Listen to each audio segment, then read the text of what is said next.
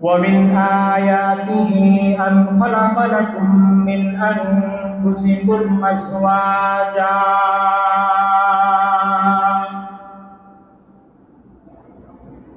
ومن آياته أن خلق لكم من أنفسكم أزواجا لتسكنوا إليها وجعل بينكم مودة ورحمة আল্লাহ পাক রব্বুল আলামিন জানালেন, আমি আল্লাহ যত নিদর্শনাবলী আছে পৃথিবীতে, যত সৃষ্টি আছে, যা কিছু আমি সৃষ্টি করেছি, ওয়ামিন আয়াতিহি, আমার কুদরতের মধ্য থেকে, আমার সৃষ্টির মধ্য থেকে, নিদর্শনাবলীর মধ্য থেকে একটা নিদর্শন হলো, একটা কুদরত হলো, একটা রহমত হলো, আন খালাকা লাকুম মিন আনফুসিকুম আজওয়াজা, সেটা হলো আমি আল্লাহ তোমাদের মধ্য থেকে, তোমাদের কাছ থেকে, তোমাদের জন্য আমি স্ত্রী সৃষ্টি করেছি। সুবহানাল্লাহ। আল্লাহ বলেন, বান্দা শুনে রাখো, পৃথিবীর মধ্যে আমার যত নিদর্শনাবলী আছে, আমার যত সৃষ্টি আছে, আমার যত কুদরত আছে, এগুলো সবগুলোর মধ্য থেকে অন্যতম একটা নিদর্শন হলো আমি পুরুষদের মধ্য থেকে, প্রত্যেকের মধ্য থেকে একজন একজন আমি স্ত্রী নির্ধারণ করে সৃষ্টি করে দিয়েছি। সুবহানাল্লাহ।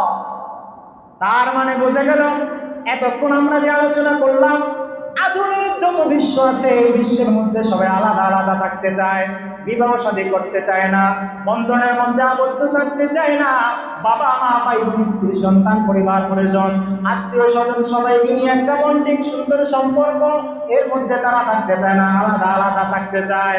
আমরা এর মাধ্যমে বুঝলাম, আয়াতের মধ্যে আল্লাহ জানা দেন আলাদা আলাদা থাকার জন্য না, বরং আমি আল্লাহ পৃথিবীতে একজন পুরুষ সৃষ্টি করেছি, আর ওই পুরুষের থেকেই আমি একজন নারী সৃষ্টি করেছি। সুবহানাল্লাহ। তাহলে আলাদা থাকার কোনো মানে হয় না। পৃথিবীর মধ্যে আল্লাহ তাআলা যে আমাদেরকে সৃষ্টি করেছেন, আয়াতের মাধ্যমে জানিয়ে দিয়েছেন, বান্দা তুমি যেহেতু জন্মগ্রহণ করেছো, দুনিয়ার মধ্যে যদি আল্লাহর হুকুম আহকাম বিধান পালন করতে হয়, দুনিয়ার মধ্যে যদি জান্নাতি জীবন, শান্তির জীবন তোমাকে পাইতে হয়, তাহলে আল্লাহর নিদর্শন অনুযায়ী, আল্লাহর আয়াত অনুযায়ী, কোরআনের আয়াত অনুযায়ী তোমার থেকে আল্লাহ তাআলা ওই যে তোমার জোড়া থেকে পাঁজর থেকে একটা হাড্ডি থেকে আল্লাহ তাআলা স্ত্রী তৈরি করেছে। তুমি যদি আল্লাহকে মানো, রাসূলকে মানো, তাহলে তোমার বিবাহ শাদীর মাধ্যমে পুরো পৃথিবী জিন্দেগি পরিচালনা করতে হবে। সুবহানাল্লাহ।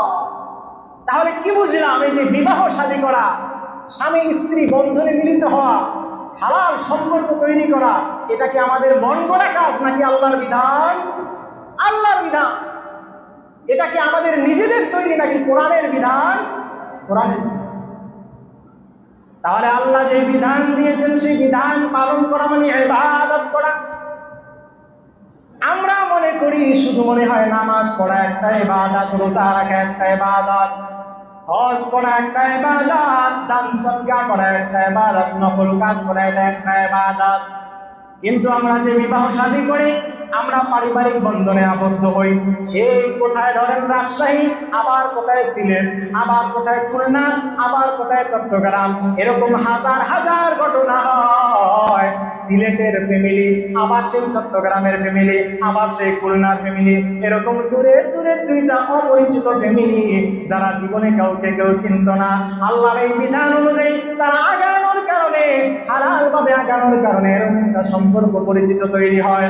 কখনোই যদি ওই দুই বান্দা, দুইজন স্বামী স্ত্রী হোক, অথবা স্বামীর বাবা অথবা স্ত্রীর বাবা, দুইজন বেয়াই তারা হোক, তারা কখনোই যদি তারা দেখা হয়তো জীবনে সালাম দিত না, কিন্তু আল্লাহর এই বিধানের কারণে বাজারের মধ্যে যদি কখনো তাদের দুইজন দেখা হয়, দুজনেই সালাম দেয়, মুসাফা করে, কত সুন্দর সম্পর্ক কোলাকুলি করে, কত মহব্বত। এই ভালোবাসা দিয়েছেন কে? আল্লাহ দিয়েছেন। কিন্তু পৃথিবীর মানুষ যত এগুলো আলাদা করতে চাক, সম্ভব না। আলাদা করার মাধ্যমে শান্তি অর্জন করাও সম্ভব না। কারণ আপনারা জানেন, ছোট সময় আমরা 4-5 বইয়ের মধ্যে স্কুলে পড়েছি, মানুষ সামাজিক জীব। ঠিক না বেঠিক? মানুষ সামাজিক জীব, মানুষ কখনো একা থাকতে পারে না। পড়েছেন কি পড়েন নাই? মানুষ থাকতে হলে তার পরিবারের সাথে থাকতে হয়, কারণ একজন মানুষ একা একা জিন্দেগিতে তার মৃত্যু পর্যন্ত সমস্ত প্রয়োজন একা একা পূর্ণ করা সম্ভব নয়। তাহলে আমরা এর দ্বারা কি বুঝলাম?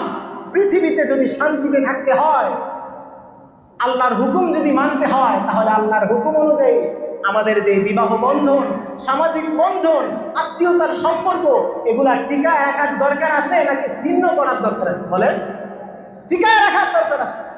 সম্পর্ক কিভাবে দৃঢ় হয় এটা আমাদের চেষ্টা করতে হবে। এমনকি রাসূলুল্লাহ সাল্লাল্লাহু আলাইহি ওয়াসাল্লাম বলেছেন, ওই বান্দা কখনোই জান্নাতে যাবে না যেই বান্দা তার আত্মীয়তার সম্পর্ক ছিন্ন করে দেয়। নাউজুবিল্লাহ। তার মানে আপনার কোনো আত্মীয়, আমার কোনো আত্মীয়,